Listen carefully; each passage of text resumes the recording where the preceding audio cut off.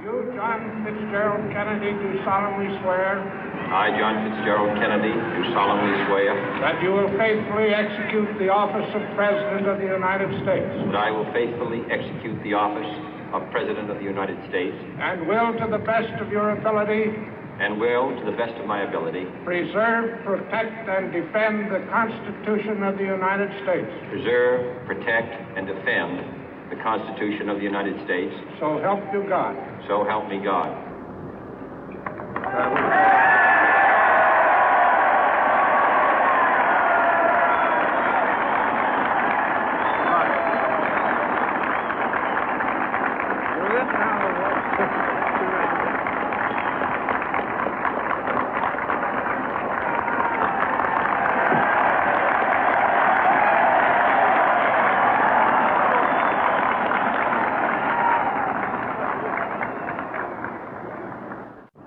Vice President Johnson, Mr. Speaker, Mr. Chief Justice, President Eisenhower, Vice President Nixon, President Truman, Reverend clergy, fellow citizens.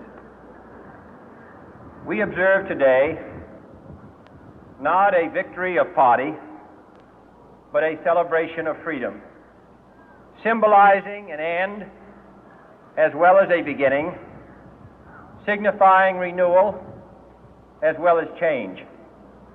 For I have sworn before you and Almighty God the same solemn oath our forebears prescribed nearly a century and 3/4 ago.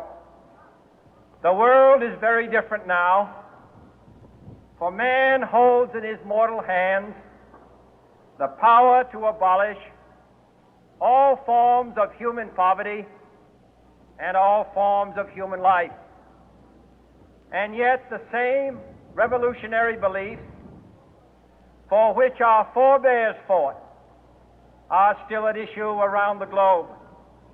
The belief that the rights of man come not from the generosity of the state, but from the hand of God. We dare not forget today that we are the heirs of that first revolution. Let the word go forth from this time and place to friend and foe alike that the torch has been passed to a new generation of Americans born in this century, tempered by war, disciplined by a hard and bitter peace, proud of our ancient heritage, and unwilling to witness or permit the slow undoing of those human rights to which this nation has always been committed and to which we are committed today at home and around the world.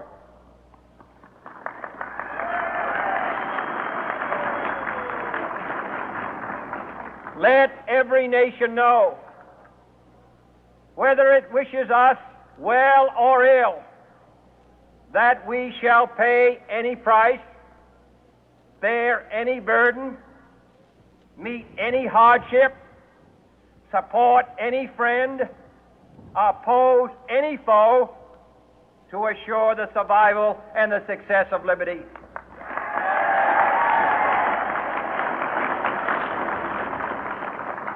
This much we pledge and more. To those old allies whose cultural and spiritual origins we share, we pledge the loyalty of faithful friends. United, there is little we cannot do in a host of cooperative ventures. Divided, there is little we can do, for we dare not meet a powerful challenge at odds and split asunder. To those new states whom we welcome to the ranks of the free, we pledge our word that one form of colonial control shall not have passed away, merely to be replaced by a far more iron tyranny. We shall not always expect to find them supporting our view, but we shall always hope to find them strongly supporting their own freedom, and to remember that in the past, those who foolishly sought power by riding the back of the tiger ended up inside.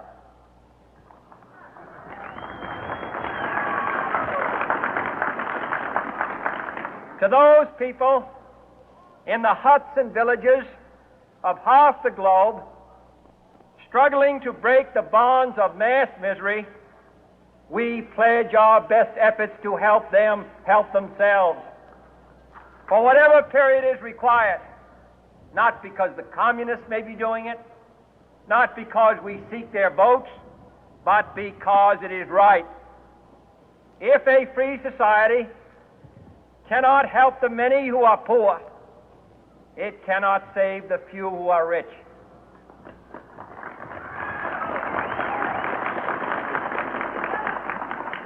To our sister republics south of our border, we offer a special pledge to convert our good words into good deeds, in a new alliance for progress, to assist free men and free governments in casting off the chains of poverty. But this peaceful revolution of hope cannot become the prey of hostile powers. Let all our neighbors know that we shall join with them to oppose aggression or subversion anywhere in the Americas. And let every other power know that this hemisphere intends to remain the master of its own house.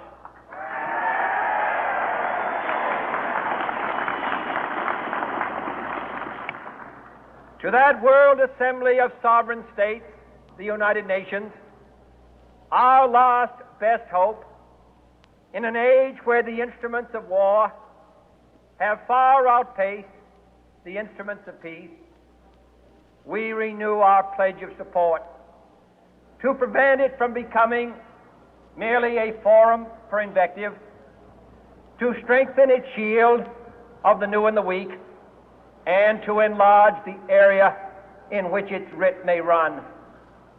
Finally, to those nations who would make themselves our adversary, we offer not a pledge, but a request that both sides begin anew the quest for peace. Before the dark powers of destruction, unleashed by science, engulf all humanity in planned or accidental self-destruction, we dare not tempt them with weakness, for only when our arms are sufficient beyond doubt can we be certain beyond doubt that they will never be employed. But neither can two great and powerful groups of nations take comfort from our present course, both sides overburdened by the cost of modern weapons, both rightly alarmed by the steady spread of the deadly atom, yet both racing to alter that uncertain balance of terror that stays the hand of mankind's final war. So let us begin anew, remembering on both sides that civility is not a sign of weakness, and sincerity is always subject to proof. Let us never negotiate out of fear, but let us never fear to negotiate.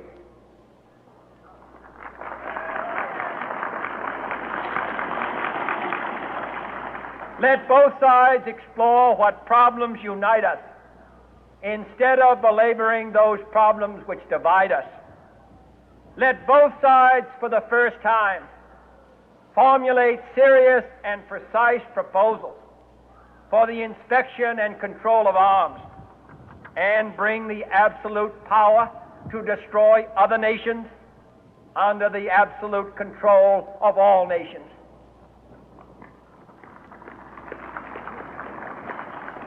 Let both sides seek to invoke the wonders of science instead of its terrors. Together, let us explore the stars, conquer the deserts, eradicate disease, tap the ocean depth, and encourage the arts and commerce. Let both sides unite to heed in all corners of the earth the command of Isaiah to undo the heavy burden and let the oppressed go free. And if a beachhead of cooperation may push back the jungle of suspicion, let both sides join in creating a new endeavor, not a new balance of power, but a new world of law, where the strong are just and the weak secure and the peace preserved. All this will not be finished in the first 100 days, nor will it be finished in the first 1,000 days, nor in the life of this administration, nor even perhaps in our lifetime on this planet. But let us begin.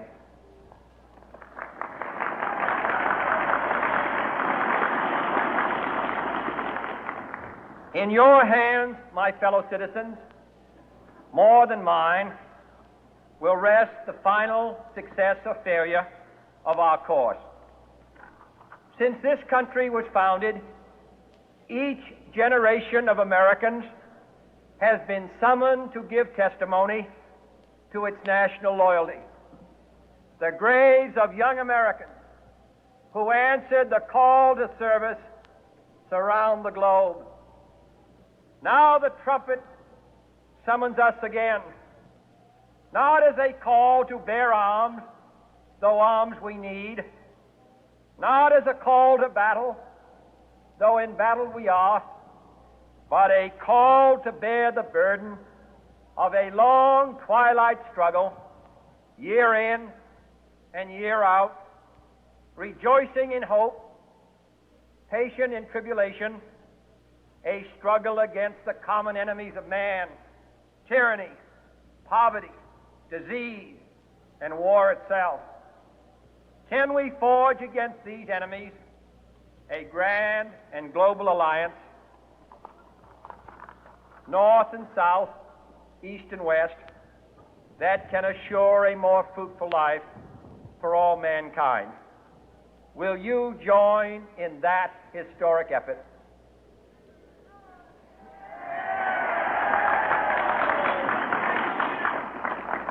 In the long history of the world, only a few generations have been granted the role of defending freedom in its hour of maximum danger. I do not shrink from this responsibility. I welcome it.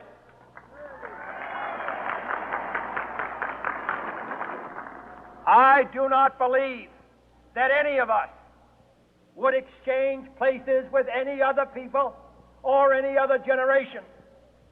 The energy, the faith, the devotion which we bring to this endeavor will light our country and all who serve it.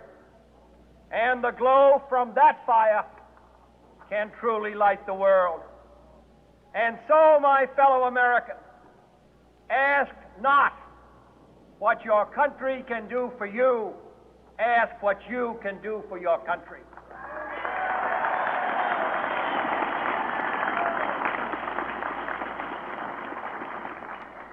My fellow citizens of the world, ask not what America will do for you, but what together we can do for the freedom of man.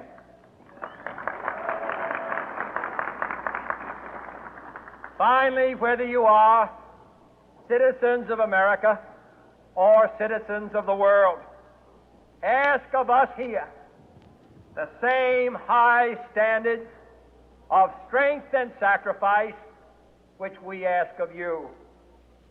With a good conscience, our only sure reward, with history the final judge of our deeds, let us go forth to lead the land we love, asking His blessing and His help, but knowing that here on earth God's work must truly be our own.